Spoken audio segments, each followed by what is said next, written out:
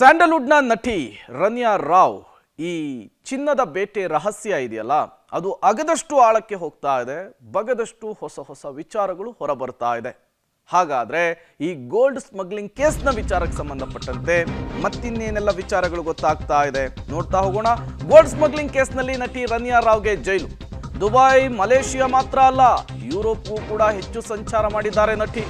ಮಲೇಷಿಯಾಕ್ಕೆ ಹೋಗಿ ಅಲ್ಲಿಂದ ದುಬೈಗೆ ನಟಿ ಹೋಗ್ತಾ ಇದ್ರು ಅನ್ನೋದು ಗೊತ್ತಾಗ್ತಾ ಇದೆ. ಯುರೋಪ್ ದೇಶಗಳಿಗೂ ಕೂಡ ಸಾಕಷ್ಟು ಬಾರಿ ರನ್ಯಾ ಪ್ರಯಾಣವನ್ನು ಬೆಳೆಸಿದ್ದಾರೆ. ಡಿಆರ್ಐ ಅಧಿಕಾರಿಗಳಿಗೆ ಅನುಮಾನ ಹುಟ್ಟಿಸಿದೆ ರನ್ಯಾ ವಿದೇಶ ಪ್ರವಾಸ. ಇತ್ತ ಜಾಮೀನು ಕೋರಿ ನಟಿ ರನ್ಯಾ ರಾವ್ ಅರ್ಜಿಯನ್ನು ಸಲ್ಲಿಕೆ ಮಾಡಿದ್ದಾರೆ. ಇವತ್ತು ಮಧ್ಯಾಹ್ನ 3 ಗಂಟೆಗೆ ಜಾಮೀನು ಅರ್ಜಿಯ ವಿಚಾರಣೆ ನಡೆಯಲಿಕ್ಕಿದೆ. ಆರ್ಥಿಕ ಅಪರಾಧಗಳ ನ್ಯಾಯಾಲಯದಲ್ಲಿ ಜಾಮೀನು ಭವಿಷ್ಯ ನಿರ್ಧಾರ ಆಗುತ್ತೆ. ಗೋಲ್ಡ್ ಸ್ಮಗ್ಲಿಂಗ್ ಕೇಸ್ನಲ್ಲಿ ನಟಿ ರನ್ಯಾ ರಾವ್ಗೆ ಜೈಲಾಗಿದೆ. 14 ದಿನಗಳ ಕಾಲ ಜುಡಿಷಿಯಲ್ ಕಸ್ಟಡಿಗೆ ಕೊಡಲಾಗಿದೆ. ಈ ಬೆನ್ನಲ್ಲೇ ಇನ್ವೆಸ್ಟಿಗೇಷನ್ ಕೂಡ ಚುರುಕಾಗ್ತಾ ಇದೆ.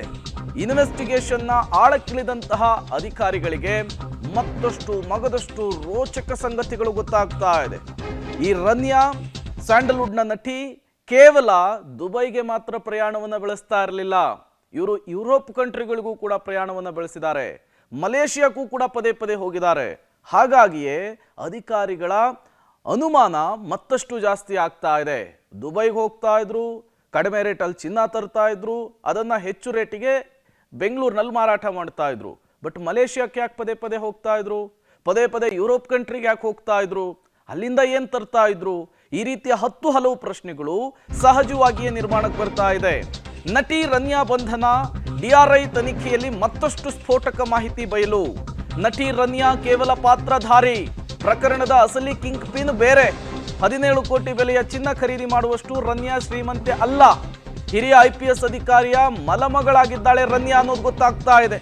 ಈಕೆಯನ್ನ ಬಳಸಿಕೊಂಡ್ರೆ ಸುಲಭವಾಗಿ ಚಿನ್ನವನ್ನ ಸಾಗಿಸಬಹುದು. ಇದೇ ಲೆಕ್ಕಾಚಾರದಲ್ಲಿ ಅಕ್ರಮ ಚಿನ್ನ ಸಾಗಾಟಕ್ಕೆ ರನ್ಯಾ ಬಳಕೆ ಆಗ್ತಾ ಇದ್ರು ಅನ್ನೋದು ಗೊತ್ತಾಗ್ತಾ ಇದೆ. 1 ಕೆಜಿ ಚಿನ್ನಕ್ಕೆ 4 ರಿಂದ 5 ಲಕ್ಷ ಕಮಿಷನ್ ಅನ್ನು ನೀಡ್ತಾ ಇರೋ ಬಗ್ಗೆ ಮಾಹಿತಿ ಇದೆ. ಕಳೆದ 2 ವರ್ಷದಲ್ಲಿ Ranya bank details, Ranya mobile ಅನ್ನ ವಶಕ್ಕೆ ಪಡೆದುಕೊಂಡಿದ್ದಾರೆ. ಅಸಲಿ ಕಿಂಗ್ ಪಿನ್ಗಳ ಬೆನ್ನು ಬಿದ್ದಿದೆ ಡಿಆರ್ಐ ಟೀಮ್ ಅನ್ನೋದು ಗೊತ್ತಾಗ್ತಾ ಇದೆ. ಅಲ್ಲಿಗೆ ಒಂದಂತೂ ಸ್ಪಷ್ಟವಾಗ್ತಾ ಇದೆ, ಡಿಆರ್ಐ ಆಫೀಸರ್ಸ್ಗಳ ಇನ್ವೆಸ್ಟಿಗೇಷನ್ ನಲ್ಲಿ ಕೇವಲ ನಟಿ ರನ್ಯಾ ಈ ಅಕ್ರಮ ಚಿನ್ನವನ್ನ ಸಾಗಾಟ ಮಾಡುವಂತಹ ಒಬ್ಬ ಪರ್ಸನ್ ಅಷ್ಟೇ. ಅದರ ಹಿಂದೆ ನಿಂತು ನಡೆಸ್ತಾ ಇರೋರೇ ಬೇರೆ ಇದ್ದಾರೆ ಅನ್ನೋದು ಗೊತ್ತಾಗ್ತಾ ಇದೆ. ಎಷ್ಟು ಕೆಜಿ ಚಿನ್ನವನ್ನ ದುಬೈನಿಂದ ಬೆಂಗಳೂರಿಗೆ ತರ್ತಾರೋ ಅಷ್ಟು ಕಮಿಷನ್ ಅನ್ನ ಮಾತ್ರ ರನ್ಯಾ ಪಡಿತಾ ಇದ್ರು ಅನ್ನುವಂತಹ ವಿಚಾರ ಗೊತ್ತಾಗ್ತಾ ಇದೆ. ಹಾಗಾದ್ರೆ ದುಬೈನಿಂದ ಬೆಂಗಳೂರಿಗೆ ರನ್ಯಾ ಮೂಲಕ ಅಕ್ರಮ ಚಿನ್ನವನ್ನ ತರಿಸ್ತಾ ಇದ್ದದ್ದು ಯಾರು? ಎಷ್ಟು ದಿನಗಳಿಂದ ಇದೇ ರೀತಿಯ ಅಕ್ರಮ ಚಿನ್ನ ಸಾಗಾಟ ಆಗ್ತಾ ಇತ್ತು? ಈ ರೀತಿಯ ಹಲವು ಪ್ರಶ್ನೆಗಳು ಡಿಆರ್ಐ ಅಧಿಕಾರಿಗಳನ್ನ ಕಾಡ್ತಾ ಇದೆ. ಆ ಪ್ರಶ್ನೆಗಳಿಗೆ ಉತ್ತರ ಹುಡುಕುವಂತಹ ನಿಟ್ಟಿನಲ್ಲಿಯೇ ತಮ್ಮ ಇನ್ವೆಸ್ಟಿಗೇಷನ್ ಅನ್ನ ಚುರುಕುಗೊಳಿಸಿದ್ದಾರೆ.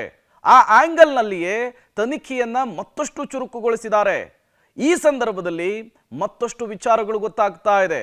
ಬರೀ ಡಿಆರ್ಐ ಅಧಿಕಾರಿಗಳು ನಟಿ ರನ್ಯಾ ಹತ್ರ ಗೋಲ್ಡ್ ಸಿಕ್ತು, ಅದನ್ನ ಸೀಸ್ ಮಾಡಿದೀವಿ ಅಂತ ಸುಮ್ಮನೆ ಕೂತಿಲ್ಲ. ಆಕೆಯ ಮನೆ ಮೇಲೆ ದಾಳಿ ಮಾಡಿದ್ರು, ಅಲ್ಲಿ ಕೆಜಿಗಟ್ಟಲೆ ಚಿನ್ನ ದುಡ್ಡನ್ನ ಸೀಸ್ ಮಾಡಿದ್ರು. ಆಕೆಯ ಬ್ಯಾಂಕ್ ಡೀಟೇಲ್ಸು, ಮೊಬೈಲು ಎಲ್ಲವನ್ನು ಕೂಡ ತಲಾಶ್ ಮಾಡುವಂತಹ ಕೆಲಸವನ್ನು ಅಧಿಕಾರಿಗಳು ಮಾಡ್ತಾ ಇದ್ದಾರೆ. ಸ್ಯಾಂಡಲ್ವುಡ್ನ ನಟಿ ರನ್ಯಾ ಬಂಧನದ ಪ್ರಕರಣಕ್ಕೆ ಸಂಬಂಧಪಟ್ಟಂತೆ ಕೇಂದ್ರ ಗೃಹ ಇಲಾಖೆಯಿಂದ ರಾಜ್ಯ ಪೊಲೀಸರಿಗೆ ಎಚ್ಚರಿಕೆಯ ಸಂದೇಶ ರವಾನೆಯಾಗಿದೆ. ಸ್ಥಳೀಯ ಪೊಲೀಸರಿಂದ ಪ್ರೋಟೋಕಾಲ್ ದುರ್ಬಳಕೆ ಆಗಿದೆ ಅನ್ನುವಂತಹ ವಿಚಾರ ಗೊತ್ತಾಗ್ತಾ ಇದೆ. ಇದಕ್ಕೆ ಸಂಬಂಧಿಸಿದವರಿಗೆ ಮಾತ್ರ ಪ್ರೋಟೋಕಾಲ್ ಅನ್ನ ಮಾಡಿ, ಎಲ್ಲರಿಗೂ ಕೂಡ ಎಸ್ಕಾರ್ಟ್ ಮಾಡೋದನ್ನ ನಿಲ್ಲಿಸಿ ಅನ್ನುವಂತಹ ಸೂಚನೆಯನ್ನ ಕೊಟ್ಟಿದ್ದಾರೆ. ಇದರಿಂದಾಗಿಯೇ ಅಕ್ರಮ ನಡೆಯುವಂತಹ ಸಾಧ್ಯತೆ ಹೆಚ್ಚಿರುತ್ತೆ ಅಂತ ಹೇಳಿದ್ದಾರೆ. ಈ ಬಗ್ಗೆ ಎಚ್ಚರಿಕೆಯನ್ನು ವಹಿಸಬೇಕು ಅನ್ನುವಂತಹ ಸೂಚನೆಯನ್ನು ಕೂಡ ಪಾಸ್ ಮಾಡಿರುವಂತಹದ್ದು. ನೋಡಿ, ಒಂದಿಷ್ಟು ಜನ VVIPಗಳಿಗೆ ಎಸ್ಕಾರ್ಟ್ ಇರುತ್ತೆ, ಅದು ಕೂಡ ಫ್ಲೈಟ್ ಹತ್ತಿರದವರೆಗೂ ಕೂಡ.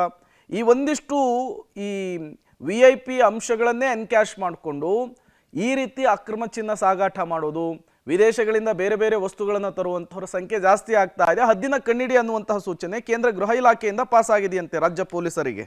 ಮತ್ತಷ್ಟು ಡೀಟೇಲ್ಸ್ ಅನ್ನು ಕೊಡ್ತಾರೆ ನಮ್ಮ ಕ್ರೈಮ್ ಬ್ಯೂರೋ ಹೆಡ್ ಮುರಳಿ. ದೂರವಾಣಿ ಸಂಪರ್ಕದಲ್ಲಿ ಜಾಯ್ನ್ ಆಗಿದ್ದಾರೆ. ಮುರಳಿ, ಈ ಸ್ಯಾಂಡಲ್ವುಡ್ನ ನಟಿ ರನ್ಯಾ ಈ ಚಿನ್ನದ ಬೇಟೆಯ ರಹಸ್ಯ ಅಗದಷ್ಟು ಆಳಕ್ಕೆ ಹೋಗ್ತಾ ಇದೆ. ಬಗದಷ್ಟು ಹೊಸ ವಿಚಾರಗಳು ಹೊರಬರ್ತಾ ಇದೆ.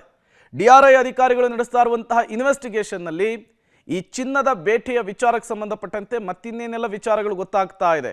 ಏನೆಲ್ಲ ಡೀಟೇಲ್ಸ್ ಸಿಗ್ತಾ ಇದೆ ಸದ್ಯಕ್ಕೆ ಅಂತ ಹೇಳಿ. ಪ್ರೇಮ್, ಈ ಪ್ರಕರಣಕ್ಕೆ ಸಂಬಂಧಪಟ್ಟಂತೆ ರನ್ಯಾಳನ್ನ ಈಗಾಗಲೇ ನ್ಯಾಯಾಂಗ ಬಂಧನಕ್ಕೆ ಕಳಿಸಿದ್ದಾರೆ. ಆದ್ರೆ ನ್ಯಾಯಾಂಗ ಬಂಧನಕ್ಕೆ ಕಳಿಸಿದಕ್ಕಿಂತ ಮುಂಚಿತವಾಗಿ DRIನ ಅಧಿಕಾರಿಗಳು ಸಾಕಷ್ಟು ಮಾಹಿತಿಗಳನ್ನ ಕಲೆ ಹಾಕಿರುವಂತದ್ದು. ಆಕೆ ಬ್ಯಾಂಕ್ ಡೀಟೇಲ್ಸ್ ಇರ್ಬೋದು, ಅದಾದ ನಂತರ ಆಕೆ ಮೊಬೈಲ್ ನಲ್ಲಿರುವಂತಹ ಒಂದಷ್ಟು ಮಾಹಿತಿಗಳಿರ್ಬೋದು, ಇದನ್ನೆಲ್ಲ ಕೂಡ ಸಂಪೂರ್ಣವಾಗಿ ಕ್ರೋಢೀಕರಿಸುವಂತ ಒಂದಷ್ಟು ಕೆಲಸವನ್ನ ಮಾಡಿದ್ದು.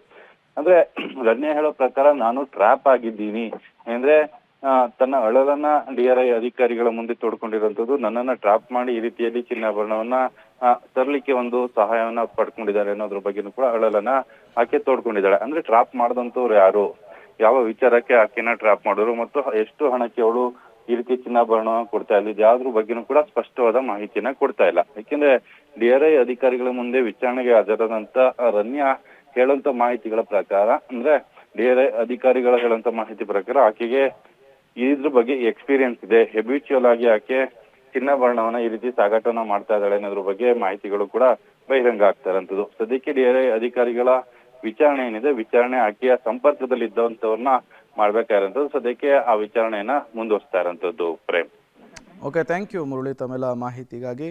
ನಾವು ನಿನ್ನೆನೇ ಹೇಳ್ತಾ ಇದ್ವಿ, ಇಷ್ಟು ಕೆ ಜಿ ಚಿನ್ನವನ್ನು ಹೊರದೇಶದಿಂದ ತಂದು ಯಾರ ಕೈಗೂ ಸಿಗದೇನೆ ಬೆಂಗಳೂರನ್ನು ತಲುಪಿಸ್ತಾ ಇದ್ರು ಅಂದರೆ ಇದು ಒಬ್ಬರಿಬ್ಬರು ಮಾಡುವಂತಹ ಕೆಲಸ ಅಲ್ವೇ ಅಲ್ಲ. ಇದರ ಹಿಂದೆ ಒಂದು ಸಿಂಡಿಕೇಟ್ ಇದೆ, ಸಾಕಷ್ಟು ಜನ ಕೆಲಸ ಮಾಡ್ತಾರೆ ಅಂಥೇಳಿ.